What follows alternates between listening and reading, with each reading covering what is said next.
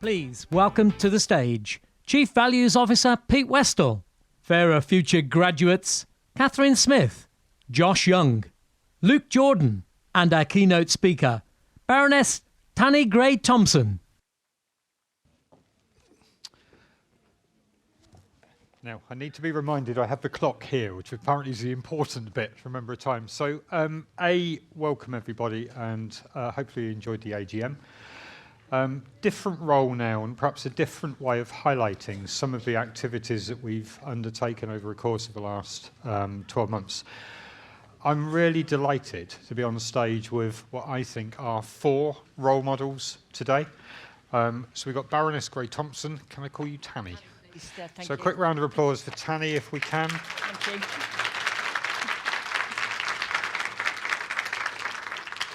But another round of applause because we've got Catherine, we've got Josh, and we've got Luke from our Fairer Futures programme.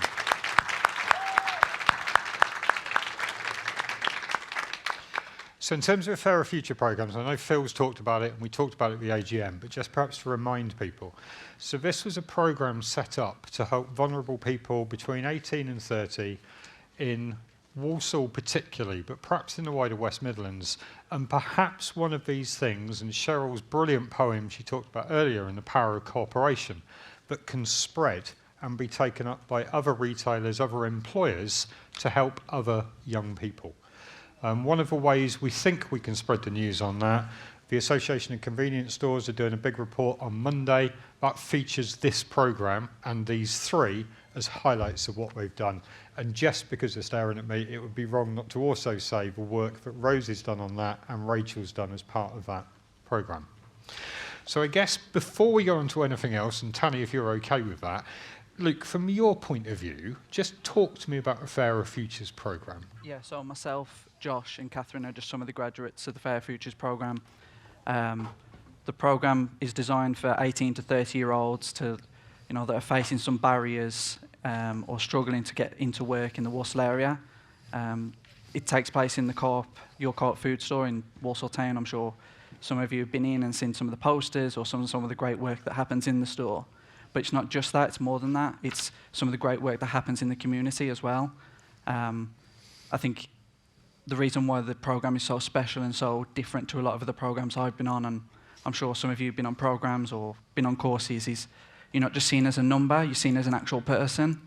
And I know it should just be the normal that you should be treated as a human being, but unfortunately that's not the case.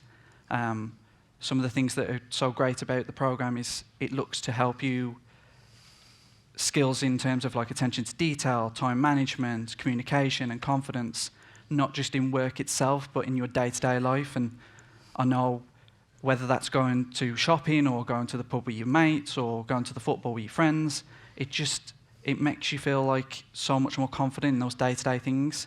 I know they're not going to want the attention, but that's to people like Rachel, who's the program manager, Amina's the program assistant manager, Helen, who's the manager at the Your Co-op food store, who were there day in, day out.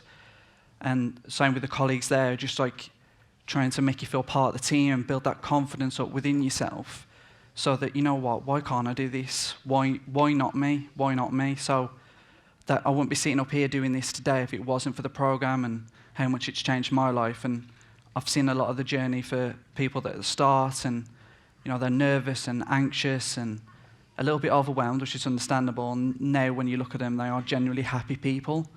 And so it goes to show, and it's kind of eye-opening, what happens when you have people that actually believe in you as a person.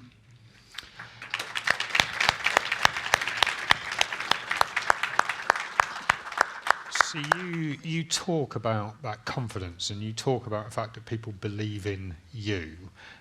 It's probably the right time to introduce a lady on the far end of this. So let's go through this slowly. We have 15 medals. We've Paralympic medals. We've won 6 London marathons, and we've set 30 world records. A round of applause for that.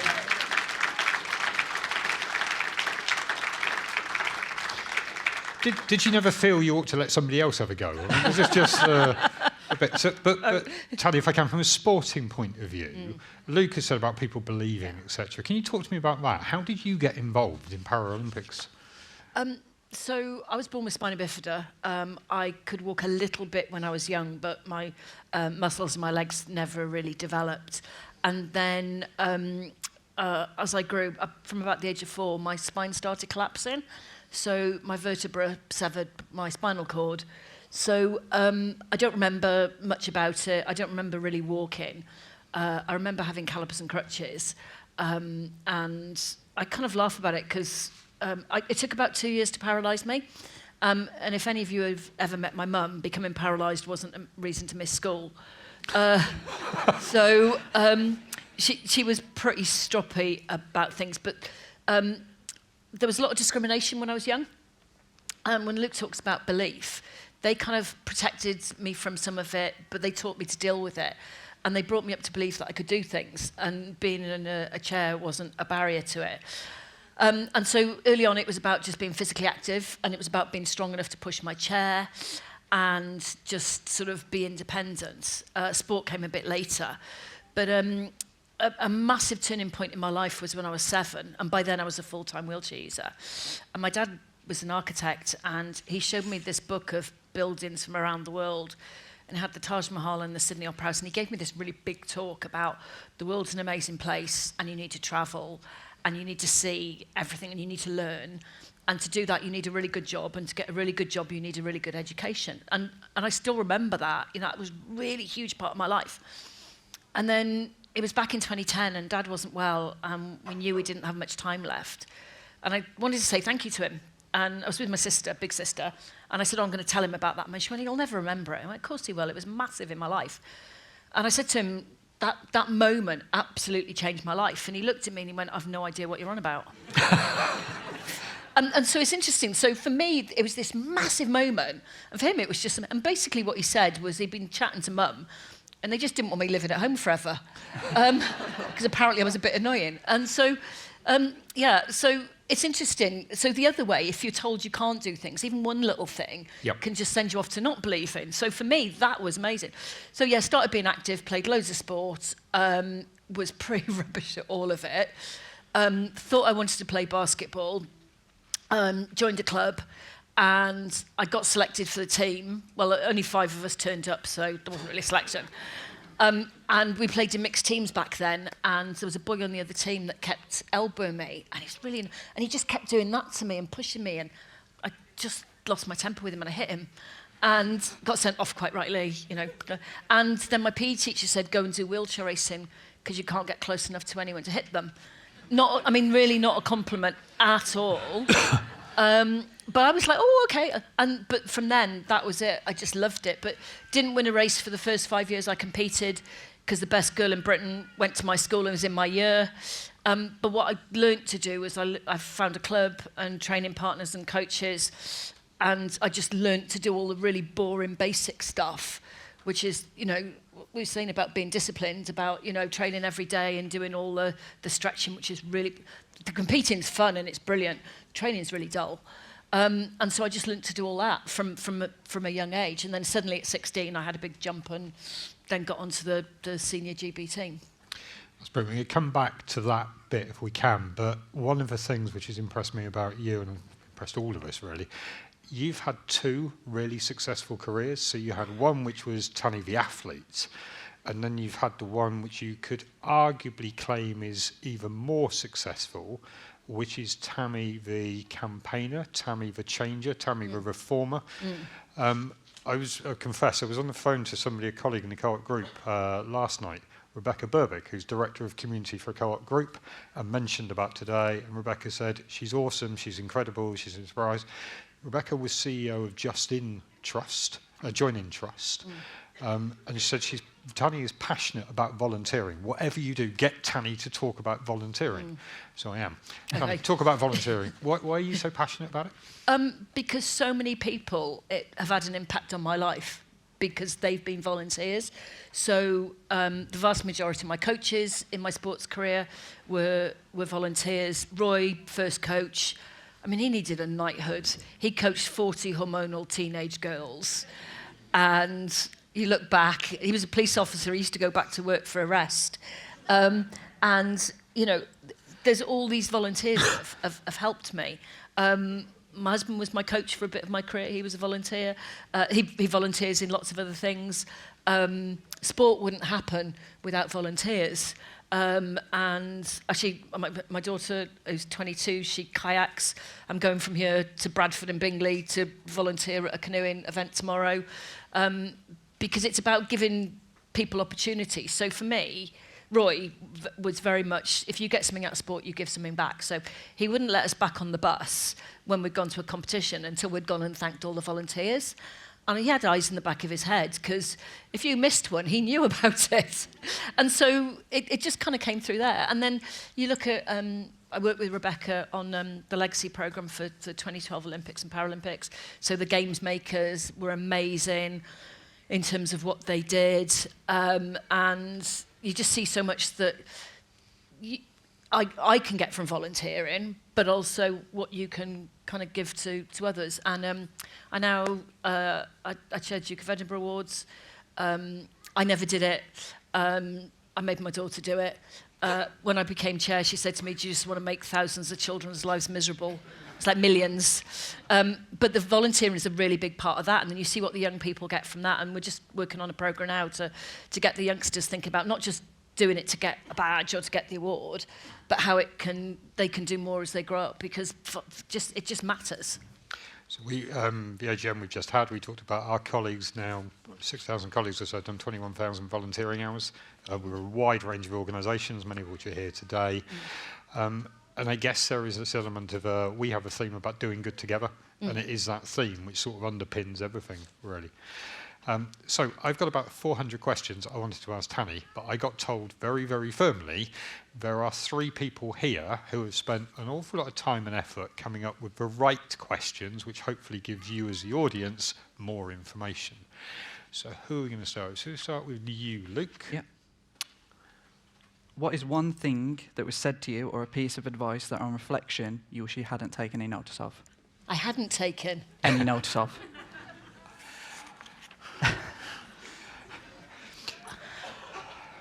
I should confess, we haven't prepared Tanni for any of these, because I felt it would be more interesting, frankly. Oh, I have never been asked that before. That's fascinating. I'm going to change it around a little bit. That probably makes me a politician for not answering the question, which is really bad. My granddad used to say to me, aim high even if hit a cabbage, which I've no idea where that came from. No one's any idea where it came from, but it's about having a goal and a dream, and I've made it to be what I want it to be. So that's a good bit of advice. I tell you what, someone who was a really, really, really good friend of mine, when I had the opportunity to go into the House of Lords, and for me, because I got to travel and I got to meet lots of disabled people and see, you know, the stuff they'd gone through in lots of other countries around the world, it kind of made me think, okay, what am I going to do? This really, really good friend of mine said, whatever you do, don't go into the House of Lords.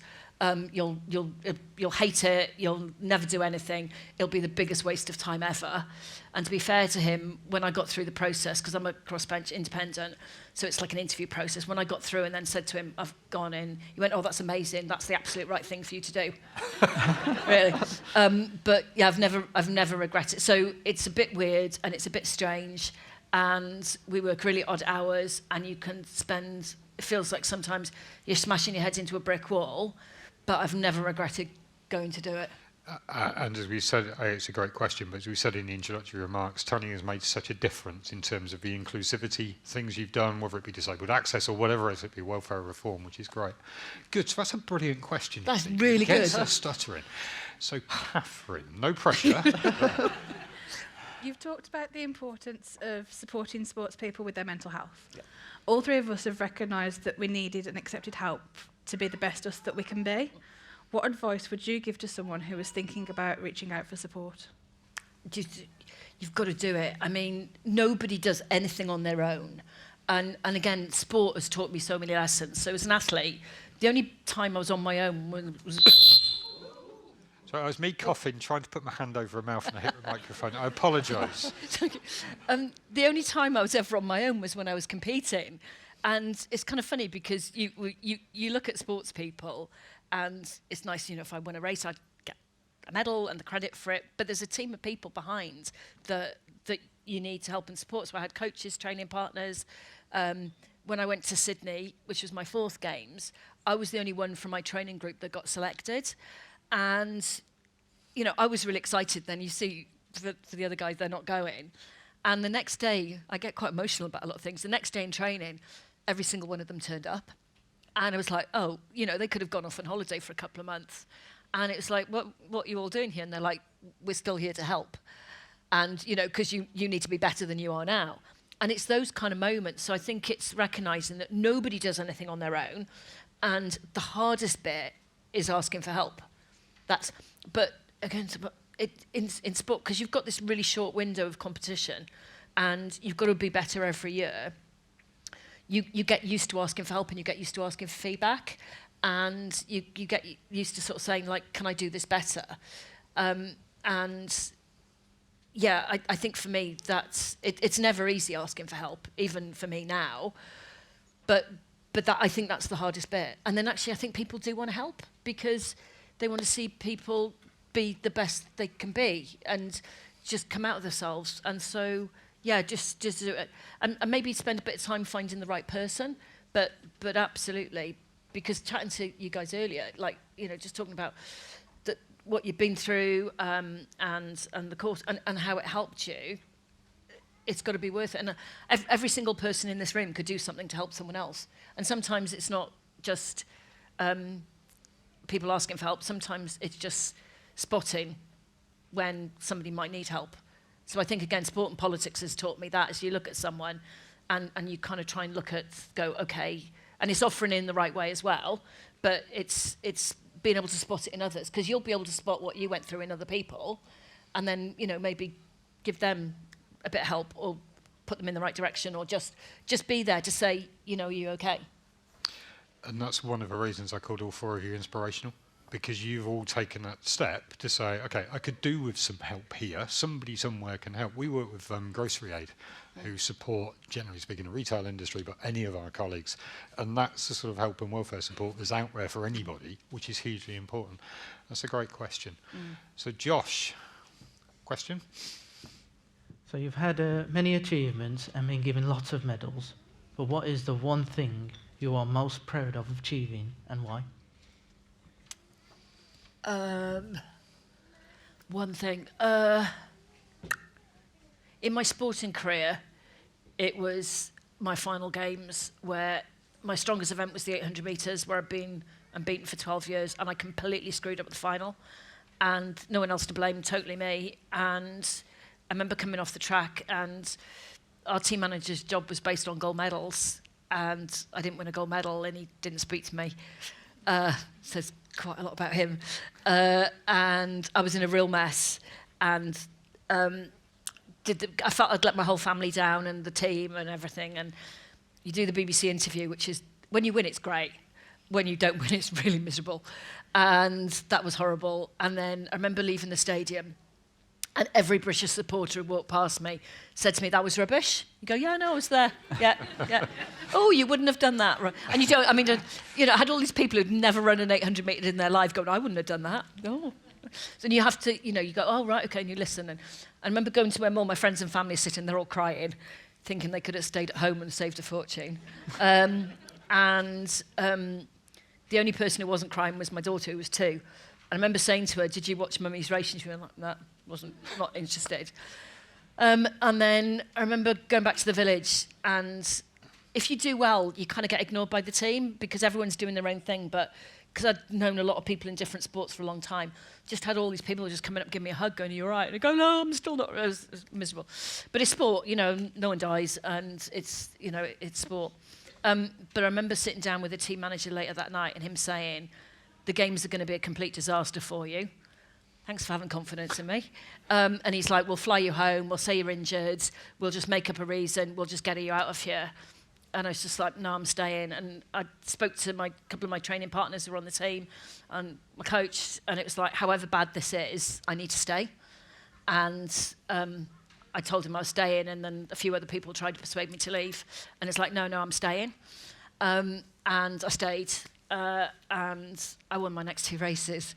So there's a bit like, it's not, yeah.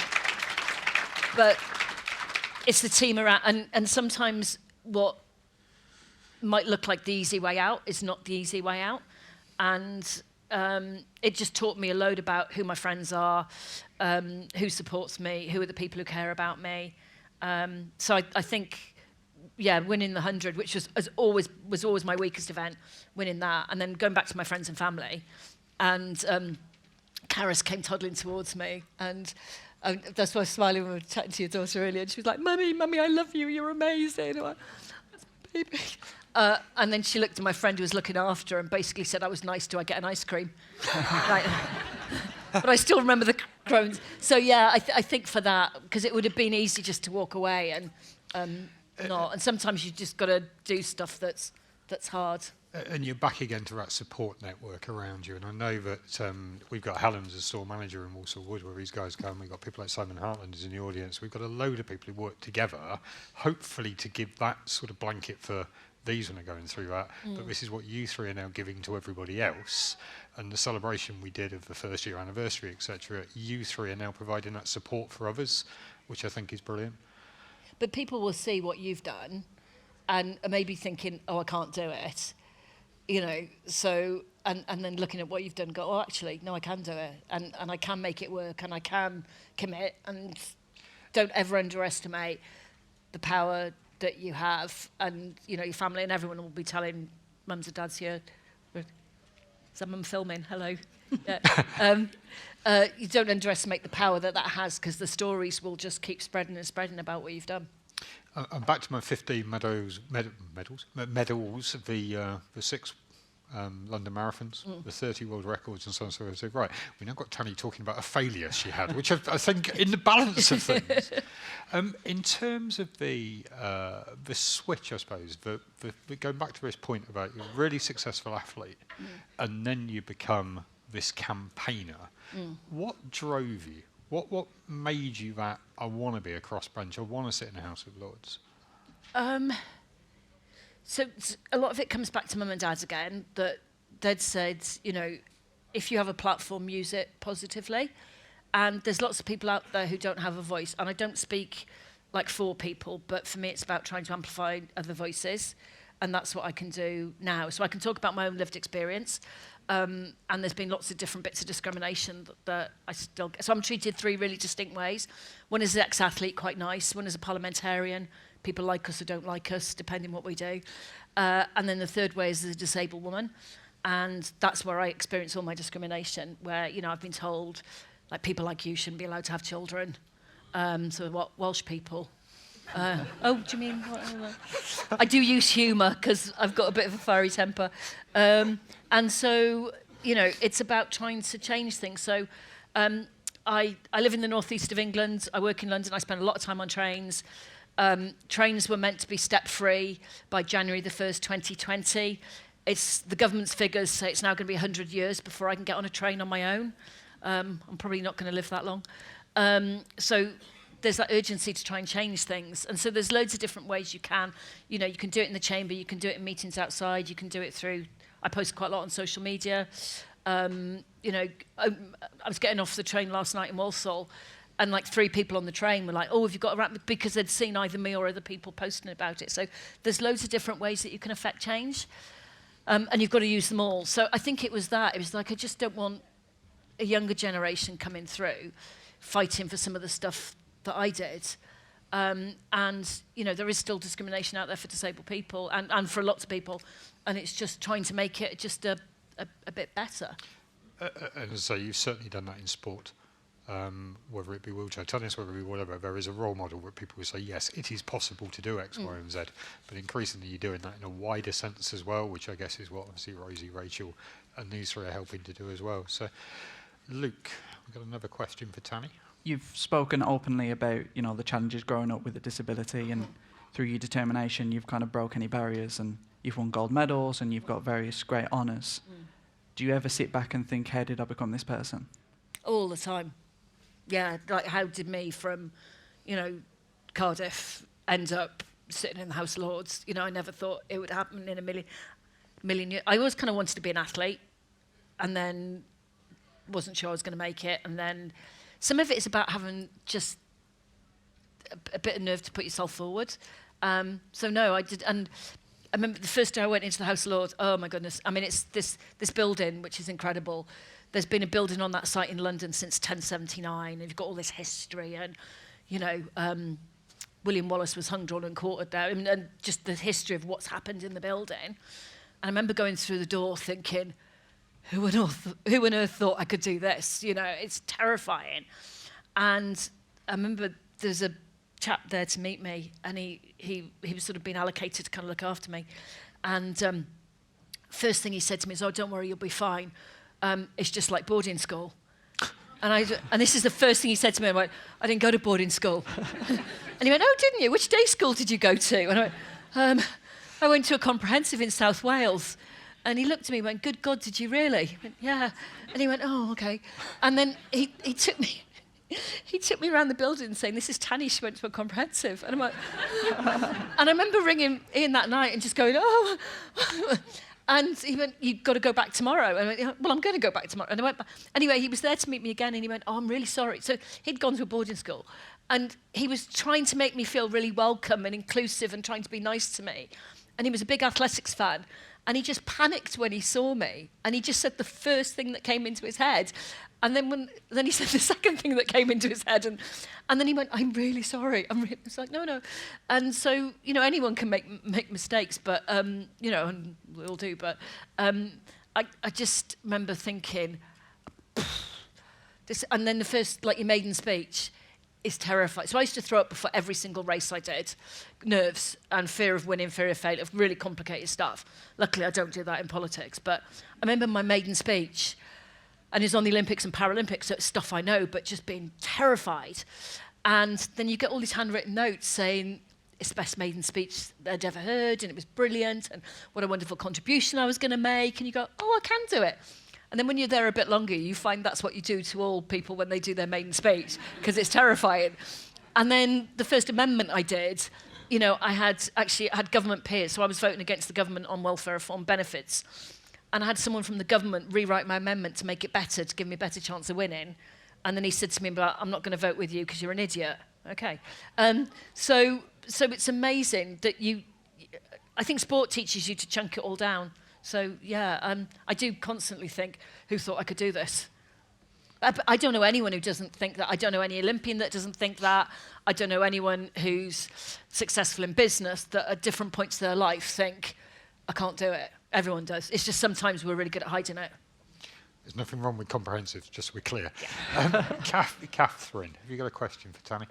You come across very confident in all the roles you perform. I was very anxious. I'd lost my confidence, and I avoided anything new. Yeah. So before I started the Fairer Futures programme, that's how I was. Yeah. But since the Fairer Futures programme, I found me again. Yeah. Do you still get anxious doing new things, and how do you deal with that anxiety? Oh, I do. What I find really hard so I quite like speaking on stage. This is lovely. The bit that I really find difficult is when you walk through the door, when there's a sea of people and I don't know anybody. And I'm very lucky if I get to do this. I know there's someone there who's going to kind of find me. But talking to people I don't know. I mean, if it's someone I know, Ian Musman says I talk to a door if I thought it would answer. But people I don't know, and I get really nervous. If you go into an event where, like a networking event, so I really don't like it. But what I've done over the years is I kind of make myself go for 5 minutes, then 10 minutes, then court for an hour, and then a bit longer. And I still get really nervous doing that because I think, oh, no one's going to talk to me, and I don't know what to talk about, and I'm going to be sitting in the corner on my own. And yeah, it's stuff like that I still find really difficult to do. But I kind of play games with myself to make myself do a little bit at a time. And it's never as bad as you think it is.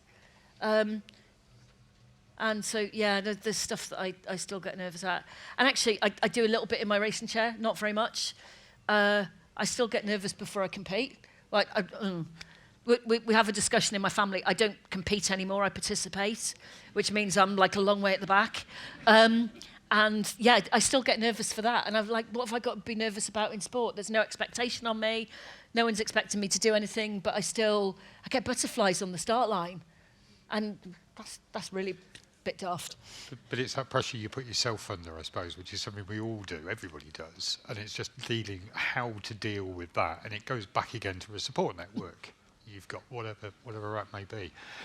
So I think probably final question, and we're opening up to the audience. So Josh, have you got a question for Tanni?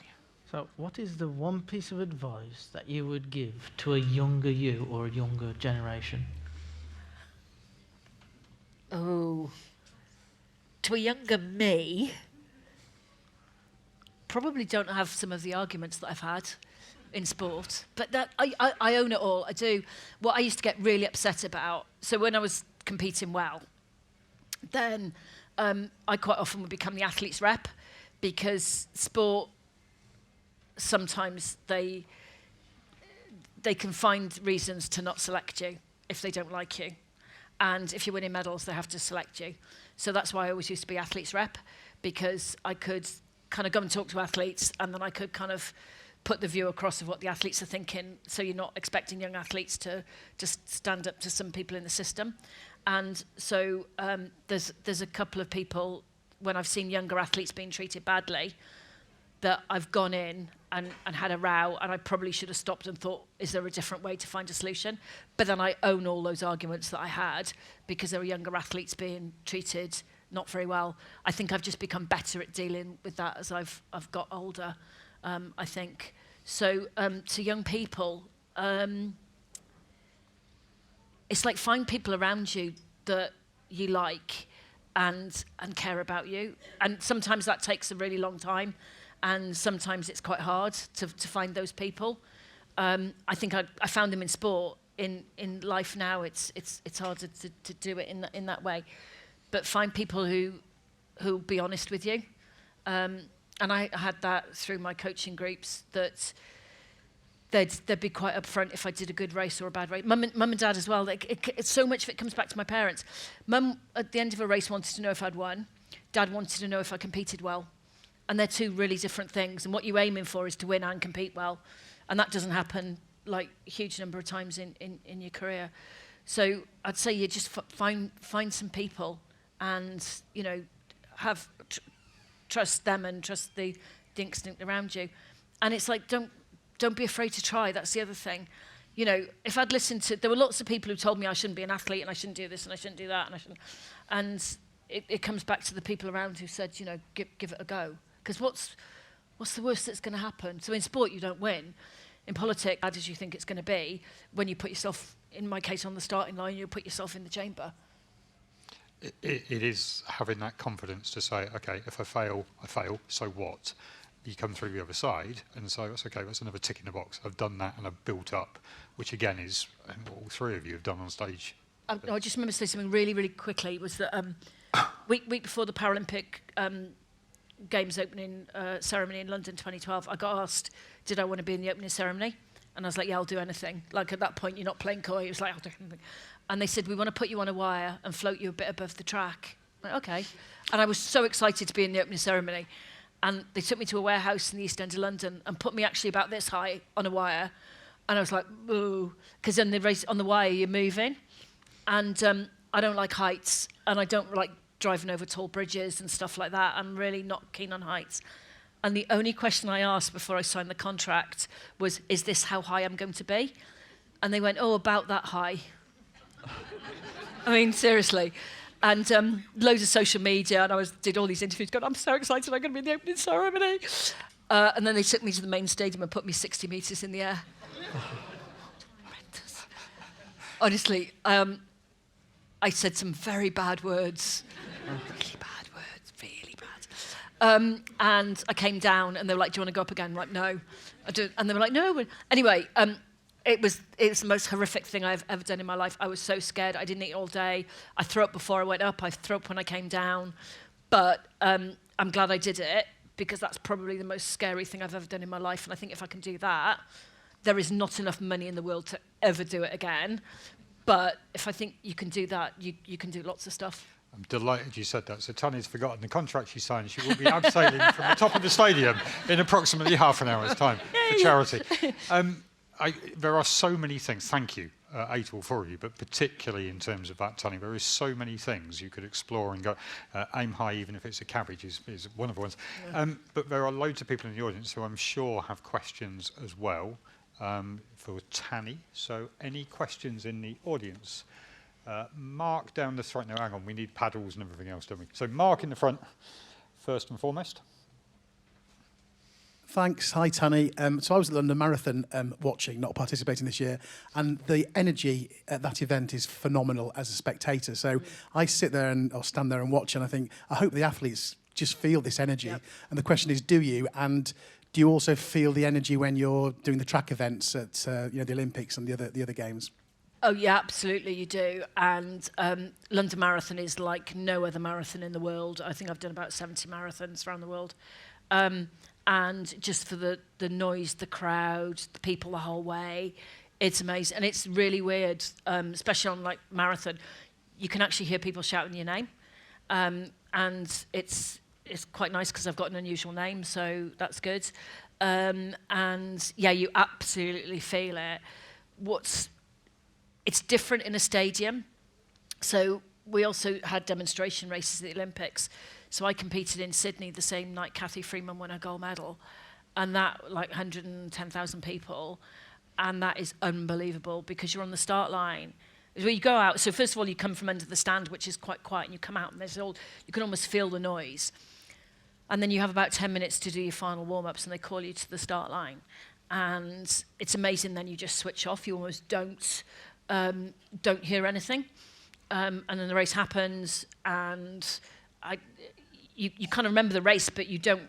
You hear it, and I remember the camera flashes going off as you go around the stadium, and you're thinking it's the whole stadium. And then I watched the race back afterwards, and actually it's just when you're in front of people, and it's almost like the camera flashes went around the stadium as well. So yeah, you absolutely feel it, and it is just incredible. And you know, as a British athlete, there's quite often a lot of British people there, but athletics crowds are generally like really supportive of anybody who wins. So, you know, getting to do something like a lap of honour in that is just, it's quite hard to describe. And then what you don't see, you kind of, if you've won a medal, you come off the track and you get your bag and you get a bottle of water and you get a banana and they chuck you in a room for a bit. And then you wait for the medal ceremony, which is really boring because what you want to do is go and see your coaches and everything else. And then that bit where you come out for the medal ceremony, again, it's this just like huge moment. And there is nothing, you know, just better than seeing the Union Jack go up and sing the national anthem. And I'm a really bad singer. I sing so badly out of tune. But then, you know, you have that moment, you get your medal in a box and then you queue for the bus the same as everyone else and you queue for your food and you queue for everything and you're just back into the village. So you have these like emotional moments which... are really, really special. And there is nothing that in my life now that tops that. I think it's different, but and I think as a young athlete, I always knew you've got to make the most. So that's the reason we trained twice a day, 6 days a week, 50 weeks a year. My wedding, the birth of my daughter, everything was based around the competition schedule. You kind of do that because you've only got those few chances to do it. So it is pretty cool. And then when I did my, you swear an oath of allegiance when you first go into the Lords, it was really funny. They said to me, right, as you leave, be prepared. There will be a huge cheer. And it's like, right, okay, I know what it's like to have a huge cheer. And then you leave and everyone just goes, here. No, was that it? Oh, right, yeah, no. So for that House of Lords, that is quite emotional for the House of Lords. But oh, yeah, it's pretty cool feeling. And then now I commentate. It's quite different. So at the London Marathon, I have to be up earlier to commentate on the London Marathon than when I did it, and I have to have my hair done and makeup on, which I never had to do competing. So it's amazing actually now commentating, because there's Paula Radcliffe, Steve Cram, myself. all ex-athletes, all done the marathon. And we still get a huge buzz out of being there. And when I went to commentate this year, the way we get on the course, we come around the final bend. And sorry, it sounds like I'm name dropping. I was chatting to Paula Radcliffe, and I was saying, do you miss that bit coming round the bend? And we were both like, yeah, we do. We just don't want to do the other 26 miles. So it's like, I don't miss it that much to do it again. So yeah, it's still fun to be part of it. I loved the qualification from Mark. I was watching the marathon as opposed to being in the marathon. Yeah, It was quite useful. So you've got to go over at number 2. Thank you. It's Chris. Sorry, Chris. Thank you. Chris Hall, a Wrexham Mid-Counties member, and I actually did the London Marathon in 4 hours. Yeah. Oh, for the round of applause, then that's in aid of Northwest Cancer Research. Even better. Yeah. Thank you. But question, you're a fantastic sportswoman, which we all completely admire. Here we are as keen cooperators. So there's that. You have to be incredibly competitive. We want everything to be, in some senses, to be cooperative, but we recognise that in your sport and team sports and everything, you also have to collaborate and cooperate. Yep. And we recognise that we, albeit that we're cooperators, that we have to compete. Yeah. So there is a bit of both. But in the House of Lords, in your current role, to what extent can you, because we want to sell to you the idea of co-ops and cooperation, education for young people, we want to get the cooperative message across. Yeah. To what extent do you think you can help us, and would you accept and recognise that cooperation is something we should be taking to young children at school? Yeah, absolutely. I think actually education for young people needs to be changed. You know, we're still operating on a model that is quite old-fashioned, and you know, some of it is about pushing for grades, which if you're the kid that gets 13 A stars, that's lovely, but that is not real for the vast majority of kids. And, I'd change quite a lot about the school day. I'd encourage young people to be physically active every day, not necessarily play sport, but be active, because if you're physically active, it's good for your mental health and well-being. It's healthy mind, body, spirit. There's lots of things that I'd quite like to do.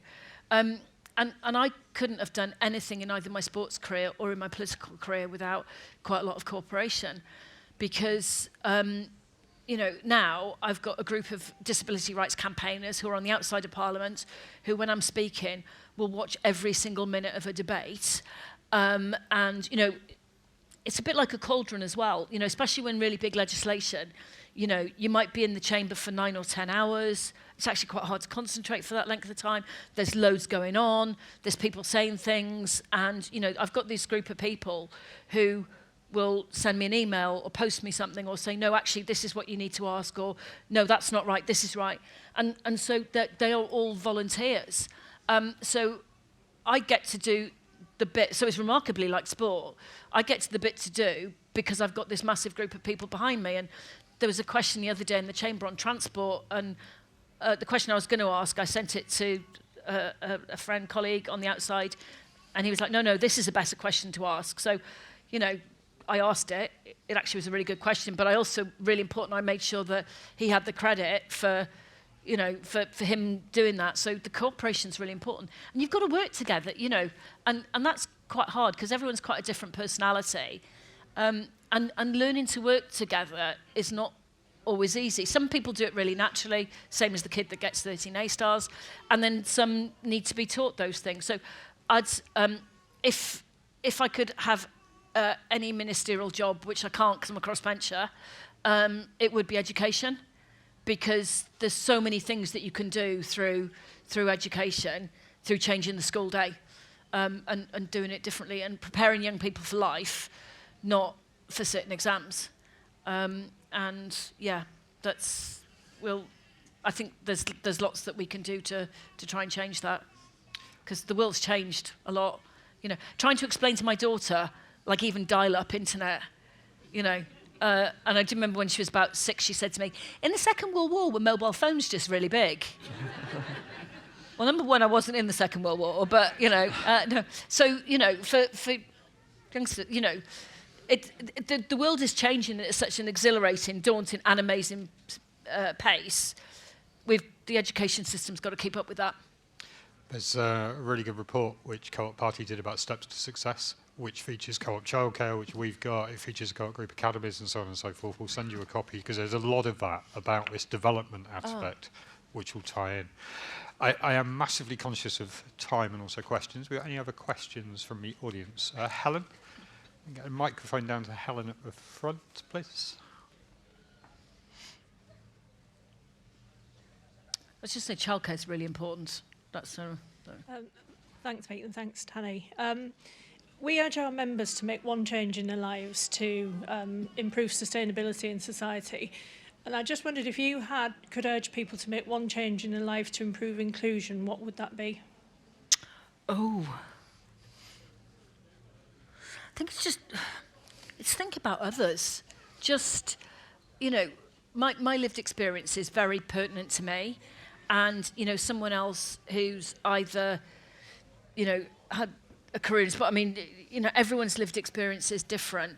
And I think it's just being open-minded. So, yes, legislation does change things.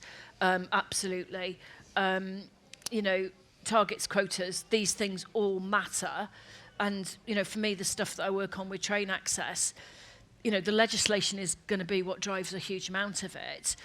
But if you don't get people to understand the issues that, say, disabled people have, you know, trying to access public transport, then change is going to be much slower. So it's probably something which is less tangible.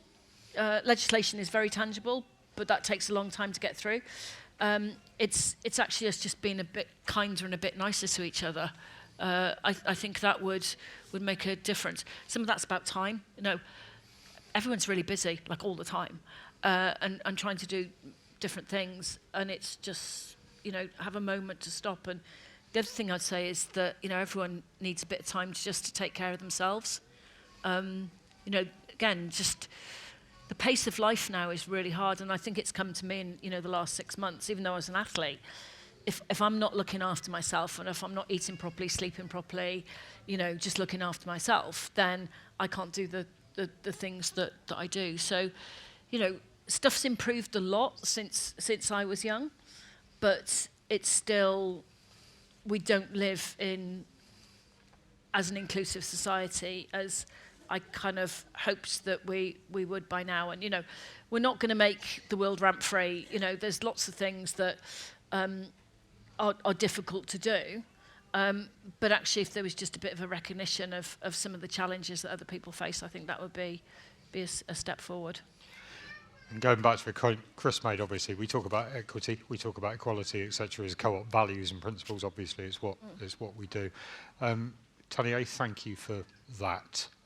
You've achieved, as we said, a heck of a lot in your career, and thank you for that. These three folk here have also achieved an awful lot and have graduated from the 12-week programme. Perhaps, Tanni, if I can get you to present those certificates. So we have one to Catherine. Is there a photographer here? There was a photographer. There was a photographer who's just moved off. He's gone. Oh, he's coming back. Right. Are you ready to do this? Congratulations.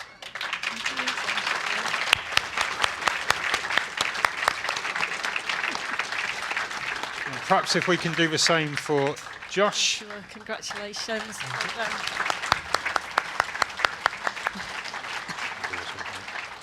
And then finally we got Luke as well. Thank you. Well done.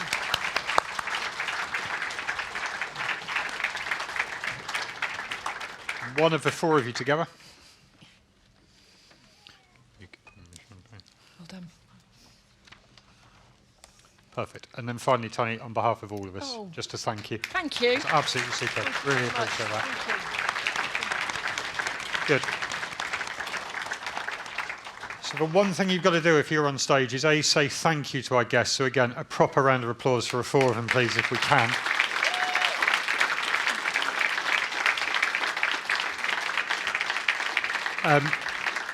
Tanni, I think, is staying around for another couple of hours or so. So we're doing the abseiling off the roof in about half an hour, so that'd be good. But no, Tanni will be around, is an absolute inspiration for all of us, as indeed are Catherine, Josh and Luke. And genuinely, the four of you, thank you so much. And Tanni talked about this principle about you can overcome anything.